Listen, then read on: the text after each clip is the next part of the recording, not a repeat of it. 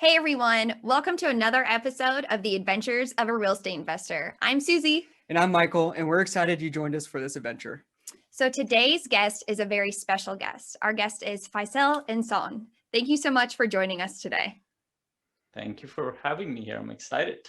Yeah, and I just want to let everybody know. So the way that I met Faisal is that he is my high performance coach. And so I know this is a little bit deviated from the adventures of a real estate investor, but he has truly impacted my life as a real estate investor. It was crazy to me, how much I didn't know I needed him until I met him. And you have just brought so much awareness to my life. And I know that your journey, for me, it has been helping me realize those things, you ask those deeper questions. You are definitely a huge advisor and just a huge piece of my life. So thank you so much for being here. Thank you. I didn't know you were going to tear me up. Oh. That really did make me emotional. That's awesome. And Faisal, so would you mind sharing with our audience just a little bit about your background? Okay, how far back do you want me to go?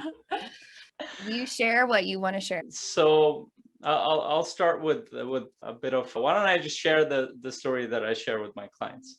That'll make it, I've shared that enough, so it'll be more clear. So for me, I mean, this whole thing started, I mean, it goes back to a memory in my early 20s as I was coming out of this subway station in Toronto region, Canada. And as I was coming out, I felt like I was in my early 20s, but I felt like I had the body of a 90-year-old man. And I look around, it looked like a busy day, and everybody was going about their business. And as I was coming out of the subway station, I had to go to the corner. I felt sick, and I felt like my life was passing me by. I had just come out of multiple nights of having fun partying. But the reality was that I was actually running away from a lot of things internally and externally in my life. And I had to kneel down because I felt so weak. And I threw up and I saw blood on the floor. And I know that's graphic, but in that moment, I wasn't even surprised by that because I had been abusing my body for a long time. And in that moment, I felt this huge amount of physical and emotional pain. That didn't surprise me either. But what surprised me was right after that, I felt this level of joy and peace that I had never felt or remembered that I felt. And it was such an odd situation to feel it. And I didn't know much what to make out of that. It was like my mind was kind of shot out, so I stopped thinking, but I felt really great. And for some reason, that month, I started to make a lot of changes in my life. And I'll take you back a little bit. I was born in a third world country. My family and I, we had to leave the place because of war and other challenges. And we had to go to the neighboring third world country where the conditions weren't much better. In fact, some of the worst conditions in the world. Somehow my parents found a way to make a living there, and we created a life with a lot of good memories, but also a lot of challenges, as you can imagine. And when I was around 17 years old, my extended family, they sponsored us to come over to Canada, Toronto region. That's my home base now. I love this place. My children were born here. A lot of my family's here. Friends are here. But when I came over here at 17, it was probably one of the lowest points in my life, even considering my childhood. A lot of times, and a lot of that was probably related to the trauma in my childhood, but also a huge part of that was coming into this whole new world, realizing at 17 that almost everything that I had been taught was a complete opposite of here. And in my mind, I was thinking, wow, that's real, that's true. And at 17, I felt lost. I felt disconnected. I didn't know who I was. I didn't know where I belonged. Whoever I talk to, if you have lived in any kind of city like Toronto region, it's a very multicultural city. One of two things happens. Either people go into their own culture and they go in their own corner and they don't deal much with other people because the culture is very accepting in that sense. So that's okay. Or the other opposite is they just completely get kind of mixed into the culture here and they just accept it whether they like it or not. So for me, I didn't know what to do either way. So kind of just feeling lost and disconnected, I pushed myself towards all sorts of things, from alcohol addiction to drug addiction to even depression for a number of years, leading up to that moment in front of that subway station. And that month, like I mentioned, a lot of changes happened. I enrolled back into college because I had taken a year or so off. And I became curious about a lot of things. I started becoming curious about, well, is there a better way? I didn't know the answer to that because I'd gone through so much pain and I didn't get any answers. And I started looking into all sorts of things, from psychology to philosophy, spirituality, history, sciences related to human behavior and natural systems. The more I looked into it, the more I realized how much we think we know, we take for granted. And I realized almost all of what I was taught, whether back home or here, was complete garbage. It wasn't reality. In fact, I didn't even know what reality was, but it helped me become more and more curious and helped me learn more about who we are. So it started the journey around who are we at our core. And I started studying more and more as I was going through school. My interest became self-awareness more than anything else. And at some point, I started connecting with people who were deep thinkers. They wanted to know themselves more. They wanted to create a bigger impact in the world. And started getting around people who were successful and seemingly fulfilled and happy as well. I got a lot of help, support, and coaching and therapy and all sorts of things. After a little while of all that, to my shock, my life had taken a 180-degree turn. And I didn't expect that because I was just on a journey. But what I did realize in that moment was that I wasn't the only one. There were so many other people struggling with so many answers. It's because none of us have been trained to look within.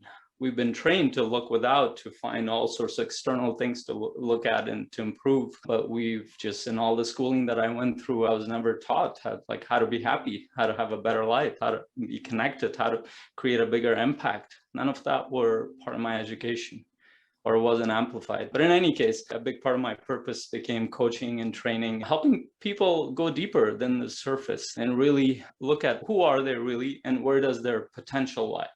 And how is that connected to the rest of humanity, our path forward? So that's kind of what led me to where I am right now. No, thank you so much for sharing that. Because like a huge, I guess, like limiting factor for people, right, is that like a lot of people have the background or the past that you have, but then they don't actually move forward, right? Like having that aha moment, like maybe people experience it, but then they continue to go back into the habits that they did. So like my mind is blown that like you now are a coach, right? Because you just took the opportunity to look within, like you said, and truly like take that vulnerable part of you and I guess like rip it all apart, right? Because you have to figure out like, where did that deepness come from? How do I get that deepness to, I guess, calm down a bit? But how do I move forward with that deepness still there? Because it never, well, maybe for some people, it never truly goes away, but you learn to live with it in the right way. And so I love that you shared that because like real estate investing or not, like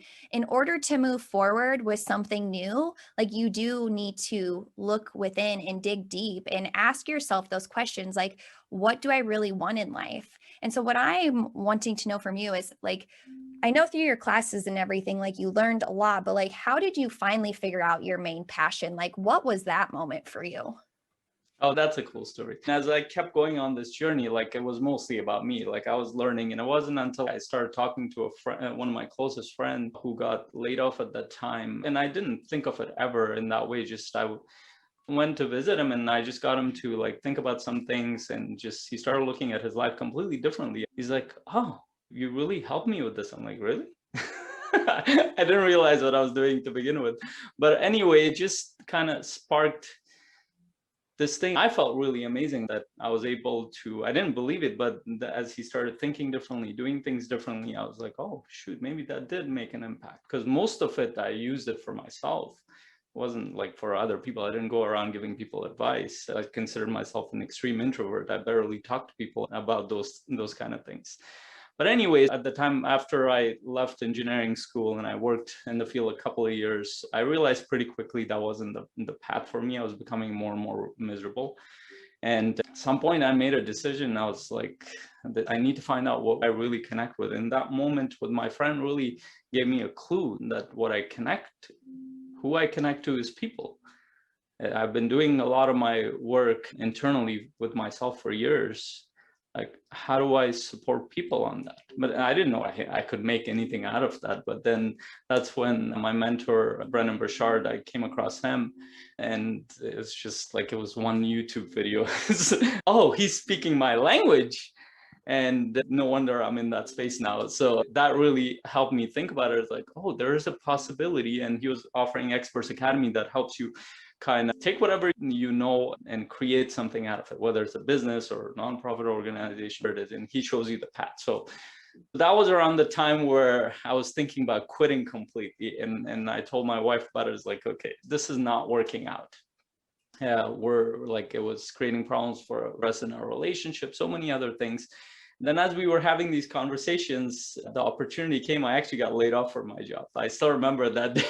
I show up at my wife's work and I have a big smile on my face. She's like, you got laid off, didn't you? And then I still remember everybody else was depressed, but I was so excited because this just gave me an opportunity to reorient. So I spent the next 4 months, because I had some time and resources to like really look within and go full towards it. And I still remember those days my wife would come from work and she'd be like, what did you do? I cried for 3 hours. Right, because you learned so much about yourself. It's like, oh, that must be nice. But anyway, that, like, I had to do a lot of deep work to figure out really who I was and who I wanted to be. What did I want to do? And then that took us towards finally making a decision that if we continue on this path, just go to work, come home, go to work, do something for somebody else, then this could go on forever. And I remember when we made our decision, like, okay, let's do this. We'll sign up for Experts Academy and a couple other seminars there. We'll take a big vacation. This would probably be one of the last vacations for a while until we figure out what to do. Yeah. And we weren't that smart about it. We're like, just, I don't care what happens. We need to figure this out. I still remember our grandfather-in-law, my mentor, asked me this question before. We were like, so he asked me, like, what if this doesn't work out? What are you going to do then? I was like, I better have the right answer. And I looked at him like, well, we'll go back to the miserable life that we had. That's waiting for me. Nobody's taking that. He's like, okay. So he didn't really, he just wanted to make sure I was committed to it, I guess. Yeah. But anyway, that took us on a journey when we started connecting with other people on a similar path. And there are thousands of people. So when I went to Experts Academy, 46 people from 46 different countries coming there to try to make an impact. And for the first time, I stopped feeling like we were alone, to really create a different concept of life, but also in the process, create an impact in the world too, in the way that connects to our heart. And that really blew my mind. And that's what got me involved. And I became an event junkie. At that point, I loved meeting people, going to different events. And I'm itching for that with this whole COVID stuff going on. But that took me to this whole world. And I didn't realize, but that's when Brennan Burchard offered his coaching program, which is through High Performance Institute, the high performance coaching. We jumped into this just because it felt so connected to what I was doing already. And it just gave me a framework to support people. And on top of that, basically, this was a way into the influencer world, which you guys are right now. So it is that world is like, how do we connect with people and help them connect to their potential and who they are in the process, really make a true difference? Right, because that's really like what I want deep down is like, how do I connect to other people so that they can figure out their true difference, or how they can make their true impact, like, and figure out that passion in the world, right? Because when we're all like in a position where we can start to think about like who our best selves are or how we can complete our life's work, like that's when everything, you know, like in your mind can open up. Like, yes, there is definitely like fear that is associated with that, you know, because like some people don't get laid off. Like some people have to take the leap to leave that job that they're miserable. And the people who do get laid off, like they can still have a lot of fear, right? Because it's like, oh no, what do I have next? Like, what am I going to do? But to be able to reflect truly and be like, okay, like what actually makes me happy, right? Because if I go back into a miserable job again, like, am I anywhere closer to like the impact that I want to make on the world? Am I any closer to my passions that I'm going to get to? Or am I just there helping somebody else accomplish their goals? And so with your initial, I guess, being laid off, you know, and having that fear, well, or lack of fear, but like when you started, Oh, I had fear. Okay. I just focused on excitement, but fear has been a constant companion. It's still there. It's just a matter of, and we can talk about that, but fear was definitely there. So yeah, just wanted to point that out. I wasn't without fear. yeah. But so like with that though, like even to go into coaching, right? Like you go into coaching, but then after that, like what happens next for you? Because it's from what I understand, it's not like you just get a whole bunch of clients that come your way, right? Like you have to start over again. Like, and that's another level of like trying to be your biggest cheerleader and saying, this is something I can do. Like, because once you like allow your fear to take over, like you become silent, and once you start to speak up, like that's when you're serving everybody beyond who you are. So like, how did you get past that next step? Yeah, that was definitely tough because I mean, coming in from the background, I didn't have entrepreneurs in my family. My brother is, and he lives in Virginia, so I mean, he was a little bit of an inspiration there. But I didn't come from an entrepreneurship kind of model. Like we focused on, my parents just wanted me to get a great job, and I still remember, like, why are you leaving that comfortable job? Yeah. Like you'll have a desk, you're going to be an engineer, you're going to be this, and like. That was what I grew up in. But when I went towards this whole new path, okay, first the fear was jumping into it. Okay, I made a decision because there was so much pain in there on the other side of it. But when I went in there, that's when the actual fear came in, because we realized that, holy shoot, there's so much to learn. Mm-hmm. And then on top of that, the learning part is not, I mean, we can all learn. Like if we spend time focusing on something that we care about, we're going to learn at some point. We're going to figure it out. We're going to apply it. The biggest problem was the internal self-doubt about yourself. Can I do this? Am I good enough to do this? What if I fail? What if this? What if that? What if the other? And then on top of that, what you hear on the outside is like, for the first 4 years, I was actually, even to this day, I don't think anybody knows what I actually do in my family. They think I just give advice. That I just do training, but that's not what, as you know, it's not just that part of it. But the external and internal resistance to that was the hardest to manage. And that took work. And this is why I stuck to this path, because I work with a lot of entrepreneurs. It's not that, like, entrepreneurs, if you get to a point where you're ready to start a business, you've had a certain level of success, or you believe in certain ability in yourself to go towards there. But what they struggle with most is their internal resistance and how to deal with the social context that they're in, and like what's going to happen, worst case scenarios, and all sorts of things that come up. That in our day-to-day life, we are not taught to manage those things. We're not taught to look at the bigger picture. We're taught to look at practical goals, not big vision. And this is a work, when I work with my clients, it helps them open up to possibilities. It helps them to connect to a deeper part of themselves that's connected to their potential. That, in a term, the effect of that is that they start to naturally go towards contribution, making a difference. That just naturally happens out of that. No, and like what I love is that like you don't just say like coaches, right? It's like entrepreneurs in general, right? So like this pertains to people like Michael and I, it pertains to people like you. It pertains to anyone who's like going out and doing something on their own. Like this parallel relates to a lot of people. And it's like great that you like touch on having it be like beyond yourself, because that's when like your true, I guess for me, it's like that's when you truly wake up and it's like, no, like there is more to this, like there's more to life than just waking up, going to bed, and then being miserable sometime in between there. So like I really liked that you like touch on that. But then like, so I know just from like knowing you that like you are a coach for a real estate mastermind. So like something for investors, like what is a big limiting belief for them? Like, do you often hear the same thing? Like, oh, this is something I can't do. It's like that self-doubt. How long do you have for that? It's crazy. So what people think is the problem is actually not the problem. So most people think that, and yes, I shared it as that, is that, okay, I have self-doubt. I fear this, I fear that, but that's an effect. That's an effect. It's not the cause.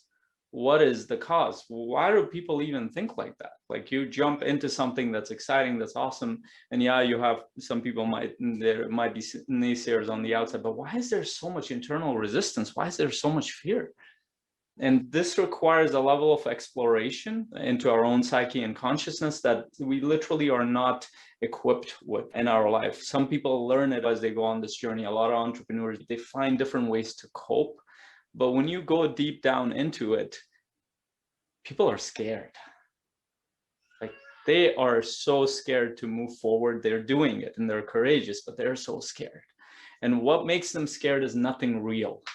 We think that there's, oh, the economy is going to crash, this is going to happen, that's going to happen. None of those things. It's not like a real tangible possibility or probability kind of thing that they're looking at.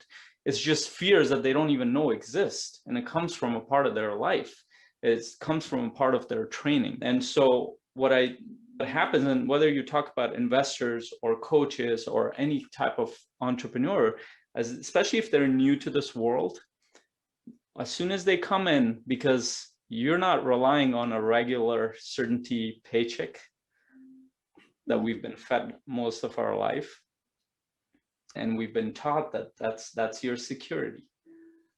That's your security. That's the only thing that makes you secure. Well, until COVID happens, half the people lose their job. Right. Even then, we start to believe that we can still stay there. But the idea is that we've been trained to think that there's a certain level of security that comes with jobs or even business. And there's a huge hole in this. The hole is, and I'll give you this in terms of a story. So I had a client, he's an entrepreneur and well-established business, $1 million plus. And I was having a conversation with him around his fear of losing his money in business. And it's a very common fear for a lot of entrepreneurs and even investors. And he was an investor, or he is an investor. So he's like, yeah, I'm always afraid of like losing my business or money, whatever I've built so far.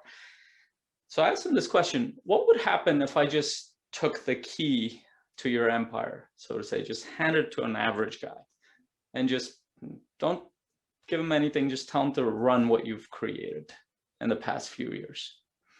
Like, and he thought about it. He's like, I don't know if he'll know what to do. Could crash pretty fast. So then I had to ask him, like, what have you built here? And our focus, not naturally, conditionally, we're conditioned to think it goes on the external, that, oh, I've built a business. I have this much money in my bank account. I've built this, that, and the other. But if you look at it a little bit deeper, you find out is that the business and the money and all that is an expression of who you are in that moment. And I asked him this question. I'm like, let me ask you this. If I took away everything from you, like all your bank balance, business, everything else, how long would it take you to rebuild that? Thought about it and like, about 3 years. Very confident. Like, why are you so sure about that? He's like, well, I've built skill sets. I have experience. I have knowledge. I have connections. I'm pretty confident that I can build it. I'm like, so then what exactly are you afraid of? What are people going to take away from you? And the key here is that we forget that this process, whether you go into investing or coaching or any kind of entrepreneurship or any kind of life, you're building yourself up. If the focus is that, you can take away things on the outside, but you can build it back up in one way or another, because you're building internal competencies that people can't take away from you for the most part. And just going back to that whole fear thing is because we've all been conditioned to think that we should rely on this, that, and the other job, the system, the government, the businesses. And yes, we naturally rely on these things because we live in this world. But what it has taken away is that internal confidence in who we are. And that doesn't just go into who we are as an individual. We are a very successful species from an evolutionary perspective. I did a video the other day on Facebook, like most people feel average because you're part of a species that's incredibly successful. Like even if you live in the worst part of the world, you're the smartest species there is, and at least in terms of building things and surviving and thriving. So you feel pretty average, but track your history back. You will know that you're incredibly smart, you're intelligent, you can survive, you can connect, you can build and create things that other species haven't been able to do. This is not to say that they're lower species in that sense, but what I'm saying is that there's a reason why human beings are here. Yes, there's a collective power there. And yes, we need to be around people who will help us move forward. But once we realize how incredibly powerful we are internally, then we stop doubting ourselves. And even if you doubt yourself, even if we doubt a part of ourselves, we're going to be like, okay, I'll figure this out. And the most common trait for people who become successful in the business world is that I have faith in my ability to figure this out somehow. Yeah, I love that. That's great stuff. And coming back to the fear, right? So when I experience fear, it is something that I know that I need to educate myself more on, right? It's like when I hit a roadblock or I experience like, holy crap, I don't know how to do this. This is really scary. What I find then when I hit that, when I get the fear, like then I know I need to educate myself a little bit more about what I'm facing in order to overcome that fear. Like, I guess my question to you is like, how do you differentiate like that fear and then like the fear you're talking about, like what the gentleman had about like losing his entire net worth and everything like that? Like, is that the same fear? Is it just based on like limiting beliefs and things like that? Or is it a different fear? So let me put it in this way. So if we take a child who hasn't ridden a bicycle yet, or who hasn't done anything, forget bicycle.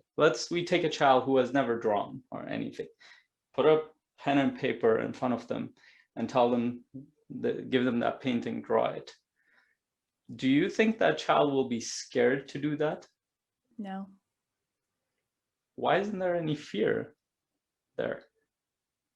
I don't know if they've ever experienced fear, right? It's just something new. And They've experienced fear. Why not? Children by that age, let's say if they're at an age to draw, they've fallen, they have been hurt, they've felt rejected by them. Why wouldn't they feel that much fear around doing something new? And the reason I ask this is because a lot of times we think our fears are natural, that this is how I react. And I love how you're approaching it, Michael, that you need to learn more, because we hear this all the time, fear of uncertainty or fear of the unknown. I always get my clients to ask them, let's go back to how human beings have evolved. If we were afraid of the unknown, we wouldn't be where we are as a species. We wouldn't try anything because most of the things that we do is completely unknown in the field of science, technology, philosophy, spirituality, psychology, any field you go into, art, it's completely unknown. In fact, that's the thing that excites us. That's the thing that triggers areas of our mind that makes us more curious. Human beings are generally more curious than they are afraid. So then why does fear win for a lot of people? Because again, it goes back to how they're taught to deal with fear. They take fear seriously because they're told, and I mean, it's a common thing I mess with the younger people in my family or any younger people that I meet who are about to go into college, and they're like, let me guess, you're afraid of the real world. And they almost are like, how do you know that? Because they're told that. I hear that all the time by adults who are afraid, like, watch until you go to the real world. I was told that over and over in high school by all sorts of people, well-meaning people, but they're afraid. They haven't been able to deal with their own fears yet. And then they prime these young people to be afraid of the world. Now, what kind of intention do you go into a world that you're afraid of? You're constantly protecting yourself. When you're in that mode, and there's a biological name for that, that's fight or flight mode. Yeah. You don't look for possibilities. You find a way to protect yourself. You will stay in your corner. You will not engage with people. You limit curiosity. That is not where possibilities come in. So when we're triggered, it's not like fear is an emotion. Where does it come from? How do we process it? First of all, we don't know how to process it because we're not taught that, because it's a skill set. And second, we make it mean a certain thing. We give it more importance than it actually has. Most people who are successful, they will say they still have fear doing a lot of things. But what do they say? They choose faith over fear or possibility over fear. They will say it in different ways. But their fear is there. They're just giving it less significance. In fact, for me, I'll tell you this. My fears are there. Any new thing that I do, like I have multiple companies now, I gauge how much I'm progressing by how afraid and excited I feel. Because if there's fear, I'm doing something out of the norm. Comfort zone, you've probably heard that. Mm-hmm.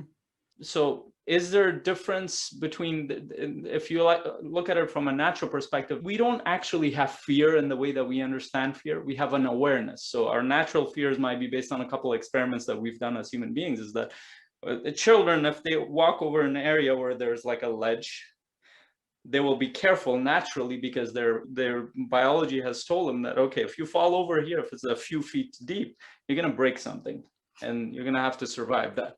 If you hear loud noises, it reminds us of wild predators. So kids, if you watch them, they're afraid of predators, like loud voices. If it's a blender, it will sound like a predator to them until they watch it and see what it is. Or one other secondary awareness we have is like if we watch something that looks like a snake, we'll be much more aware in the wild because we're aware of it at a biological. Other than that, we don't actually have fears, natural fears around these kind of things. We are as curious and open and excited as any other thing. That's what has given us the ability to build civilizations, discover things that we could never imagine. I mean, right now, people are going deep underwater to go into the deepest parts of the earth, into places that are inhabitable. People like Elon Musk is thinking about going to Mars. Why would we think that if we were afraid? Yeah. Like you're gonna go to a place nobody's gonna be able to rescue you, and you have no plans whatsoever. You're gonna put yourself on another planet, but that, to a lot of us, even when we hear it, we are excited, we're curious, like, what is that gonna bring? Why? Where's the fear here? Until we're put in that situation, which, what do? We doubt ourselves, and we're taught to doubt ourselves. It's not a natural behavior. We have learned to doubt ourselves. And the whole process of achievement, the whole process of fulfillment, the whole process of creating a new life requires us to kind of peel layers of conditioning, over conditioning. There's so many layers. I'm still doing that. I'm still in that process. And at some point, and this is the Eckhart Tolle would say that is, once you begin to hear the voice of your ego, at some point you're gonna just laugh because it will sound so ridiculous that you're afraid of something that you haven't even seen. No, and that totally, like, I totally resonate with that. Like, because there are a lot of things, a great example too for me is like, oh, I was nervous about moving to the UK and potentially not finding a job. Like it hadn't even happened yet. And I was already like afraid of it, and something that I've learned like through real estate investing and even through my journey with you is that like the way I need to look at situations is like challenge versus opportunity, right? Because something that is very challenging and scary to someone like might be very exciting and an opportunity to another person. And it's like making that big mindset shift to almost see like the positive side. And I don't know if positive is the right word, but like more of the like creating side, right? Like, what am I going to get out of this if I do it, rather than like, what can I potentially lose if I do it? And so like explaining it the way that you did makes a lot of sense for even why people do or do not, take that leap to something new that could definitely be way more fulfilling for their life. So thank you for explaining it that way. Like that was I really enjoyed that. Yeah, no problem. There's so much in there, but I think that just touches at least the surface of what most people deal with. And whether it doesn't actually matter whether we're an investor, whether we're an entrepreneur or influencer, or even somebody who wants to be in the work field. I don't necessarily think that the working for somebody is a negative thing. It's how you're approaching it, because at the end of the day, it's an opportunity. Whatever you do is an opportunity. How does this fit into the bigger vision for you? And that is a key. This is why the last two trainings were around, what do? We did building your vision and then strategic goal setting. Yeah. We're all taught to set goals, and goals are positive in the sense that if you don't set any goals, you will randomly go through life and you won't know what you're doing for the most part. But we know through studies, even if you just set goals, it'll take you in a certain direction because you're setting a direction for yourself. The problem is that most people are following other people's vision for life. And it's become such a cliche that everybody wants to have a certain type of life. Is that really connected to your heart? That requires you to actually work on building a vision. Unfortunately, most of us don't even know what vision means, let alone knowing how to build a vision or connect with our vision for life. And it encompasses all aspects of our life. It's not a goal. It's what are those experiences? I mean, as an investor, what are those experiences that you truly want? Like the investing is a vehicle. It's a medium for you to create a world for yourself, internally and externally. It's not just externally. You're going to build maybe freedom, maybe that the time to do what you truly want to do. But internally, you're also wanting to grow a certain way. What does that mean? How do you want to feel in this life? How do you want to contribute? How do you want to connect with others? And really walking yourself through that in your mind and connect to it at a deeper emotional level and spiritual level makes the biggest difference, because then that becomes your vision, not somebody else's. And then your goals become as milestones towards that vision. And this is why I actually do that monthly training for people, because I kept hearing this every time I would ask investors. So tell me a little bit about you. Let's say if it was 5 years down the road, tell me a little bit about your vision for life. And I hear things like, well, I want 10,000 doors. I want a house on the beach. I want this, that, and the other. Like, okay, those are great goals. What's your vision? They wouldn't even know how to process it. So I had to learn, like I had to develop a way to kind of walk them through it.